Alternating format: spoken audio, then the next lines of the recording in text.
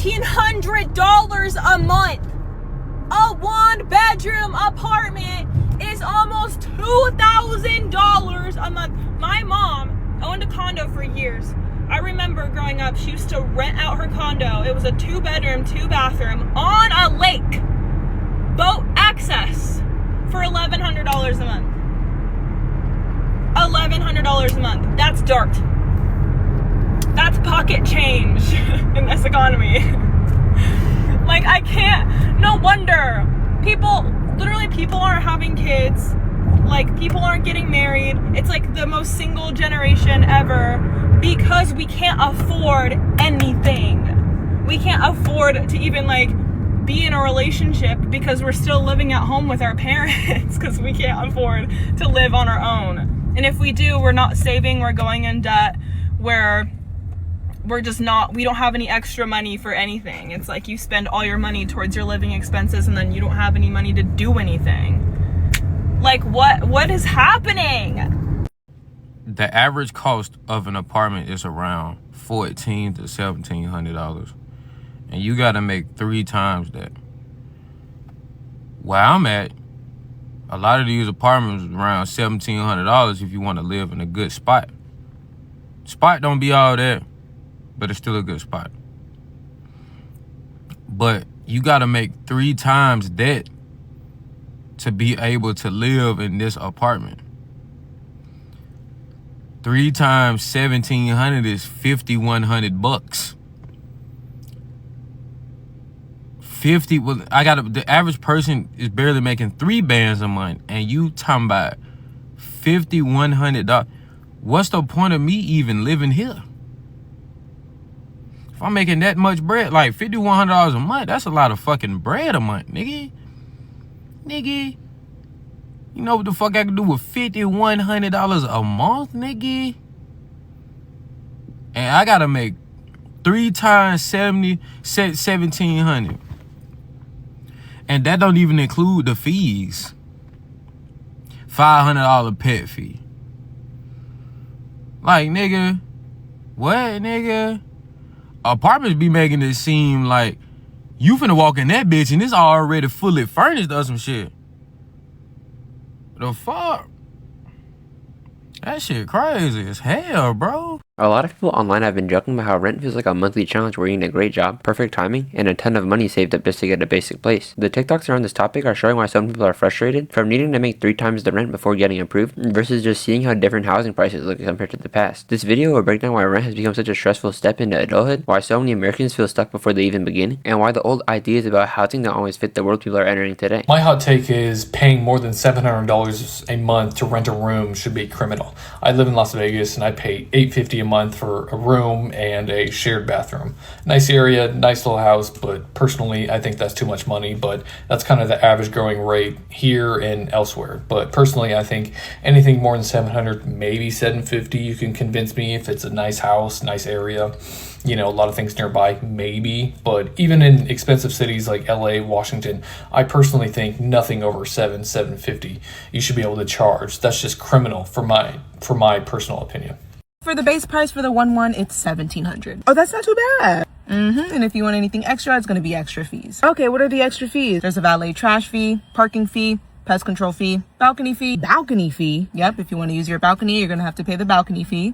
But it's my balcony. Move in and out fee, amenities fee, pool fee, gym fee, mailroom fee, Wi-Fi convenience fee, hallway fee, laughing too loud fee, upstairs neighbor fee, next door neighbor fee, front door neighbor fee, smart lock fee, gravity fee, and 1, 2, 3 ABC fee. What does that even mean? For a lot of people, the reality of renting hits way differently than imagined when they were younger. And growing up, moving out seemed like one of those normal milestones that would happen after getting a job and saving some money. But now, a lot of young people are looking at apartment listings and realizing there are way more steps before they even get started. A place might be listed at a price that already feels expensive, but then comes the requirement that you need to make 3 times the rent every month just to qualify. That means a $2,000 apartment isn't really asking if you can cover over $2,000. It's asking if your income looks high enough on paper before you even have a chance. For someone just starting out, that can feel like being locked out of adulthood before they even get an opportunity to try. You can have a job, be responsible with your money, and still realize that numbers don't line up the way you expected. A lot of people aren't looking for some huge luxury apartment either. They're talking about basic places where they can live, work, and have some independence. That's why the idea of rent being too high connects with so many people. It's not always about wanting more. Sometimes it's just about reaching something that used to feel like a normal first step. The hardest part is that rent is one of the first major expenses people encounter when they start building their own life. Before someone can actually think about saving, investing, or planning ahead, they have to handle the cost of simply having a place to live. And when that first expense takes up a huge part of someone's income, everything after it becomes harder to build. This is why a lot of younger people feel like they're starting a race further behind than they expected. The goal hasn't changed, but the amount of money they need to reach it has. So to everybody that always says, if you can't afford to live, just get a better job,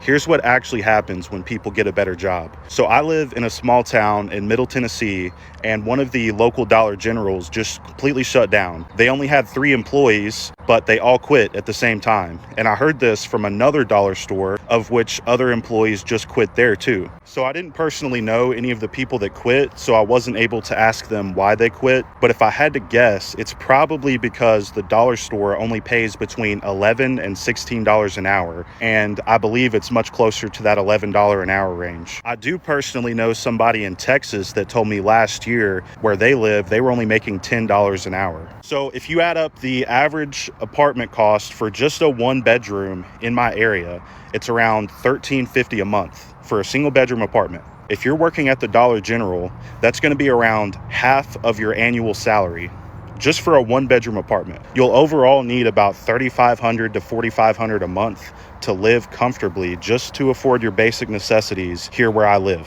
At the dollar store, you're going to be lucky to make about $2,800 a month. And this is all based off before people are taxed as well, so you're working with less money than that. Also, a friendly reminder that Dollar General is a multi-billion-dollar corporation. Yes, billion with a B. So the fact that so many people are okay shopping at Dollar General, they don't mind going there because it's a convenience for them, but they also don't think the employees should make enough to afford to live. So naturally what happens is these stores start to close down, because if people can't afford to even scrape by, why would they want to work there? You can't have it both ways. You can't pay people dirt money and expect them to want to keep that job. Now, some people don't have an option. They have to show up because there's no other opportunities in their area, and that's just what it is for a lot of people. But if you're a multi-billion-dollar corporation, why is it acceptable for you to pay people less than enough to have a stable place to live, to show up and work for you?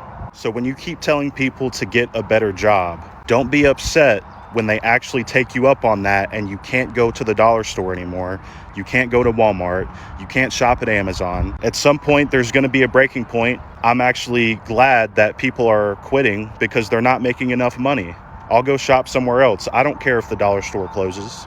I'll go drive farther to get what I need. The fact that this is still a debate in 2026 is absolutely mind-blowing, but I'm starting to understand why. Even though all of the information is easily accessible and it's all there, you can Google this stuff and learn all about it. The media machine, the radio, the TV, influencers, there's so many people out there that are spreading misinformation, many of those being funded by corporations, billionaires, people that are exploiting us very clearly. And people don't do independent research. They just listen to these talking points. And it also ties into culture. As a man, especially, you don't want to be the guy that seems like he's complaining, because that's part of your manhood. You don't want to be the guy that's seen as soft or that doesn't want to work, even though we're just advocating for people that work to make more money. How is that a crazy concept? People that contribute to society, and it's not always through a job, obviously, but people that contribute to society should be rewarded for their contributions. They shouldn't be punished for that. They shouldn't be made to sleep in their car if they even have a car. When people make more money on the lower levels, your McDonald's workers, your Amazon workers, your Dollar General workers, that puts upward pressure on the economy. Your trade jobs know that they are now competing with these other jobs, so they have to pay more to keep you. That's the part that so many people just don't seem to get. And they also say, well, prices are just going to go up. But prices have steadily been going up for decades now. Cost of living has continued to increase while wages have not.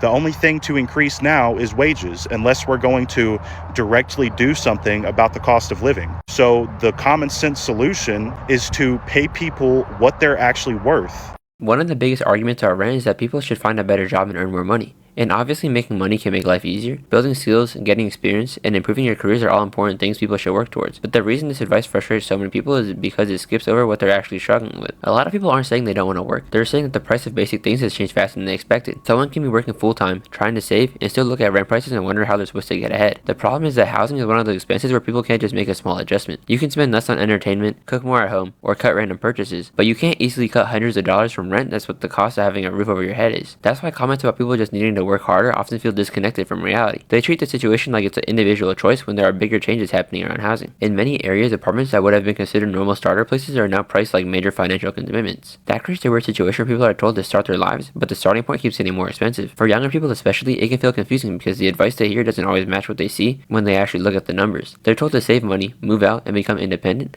but the cost of doing those things keep moving further away. And that's why rent has become such a big conversation online. It's not just about wanting cheaper apartments, it's about people trying to understand why something that seems like a basic part of adulthood now seems like something so difficult to reach. Because when the first step towards independence becomes this expensive, it changes how people think about their future, their careers, and when they'll actually be able to build a life of their own.